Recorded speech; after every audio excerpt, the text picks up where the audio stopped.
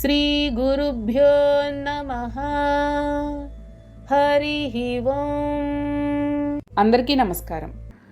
భగవద్గీత 2వ అధ్యాయం సాంఖ్యయోగం.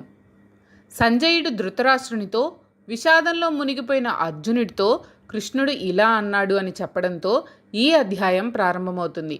ఓ మహారాజా, ఆ ప్రకారంగా అర్జునుడు శోకంతో కుమిలిపోతున్నాడు.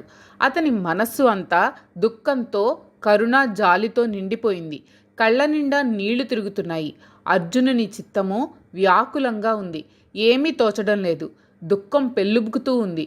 పెద్దగా ఏడవడం లేదు, కానీ అంత పని చేస్తున్నాడు. ఆ స్థితిలో అస్త్రశస్త్రములను, గాంధీవమును పక్కన పెట్టి రథం వెనుక భాగాన చతికిలి పడ్డ అర్జునుని చూసి కృష్ణుడు ఇలా అన్నాడు. ఇప్పుడు అర్జునుని మానసిక స్థితి ఏమిటి? అర్జునుడు అజ్ఞానంతో ఉన్నాడు. లేనిది ఉన్నట్లు, జరగనిది జరిగినట్టు ఊహించుకుంటున్నాడు. వీటిలో పడి తన స్వధర్మాన్ని మర్చిపోయి పరధర్మాన్ని ఆశ్రయించడానికి ప్రయత్నిస్తున్నాడు. అర్జునునిలో చెలరేగిన అజ్ఞానమును అంతము చేసి అతనిని జ్ఞానవంతుని చేయడమే కృష్ణుని ప్రస్తుత కర్తవ్యం. కానీ ప్రస్తుతం అర్జునుడు తీవ్రమైన విషాదంలో ఉన్నాడు. తనకు ఇటువంటి విషాదం ఎందుకు కలిగింది అనే విషయం తెలుసుకోలేని స్థితిలో ఉన్నాడు. కాబట్టి తాను ఉన్న విషాద స్థితి సరి అయినదా కాదా అనే సందేహం ముందు అర్జునుడిలో కలగాలి.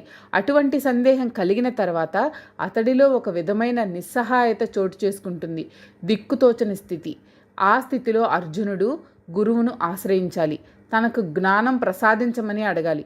అప్పుడు చేసిన ఉపదేశం ఫలవంతం అవుతుంది. అందుకని కృష్ణుడు అర్జునుని 1-2 ప్రశ్నలతో, కృష్ణ, నీవే నాకు దిక్కు, నాకు సరి అయిన మార్గం ఉపదేశించు అనే స్థితికి అర్జునుడిని తీసుకురావడానికి ప్రయత్నం చేస్తున్నాడు.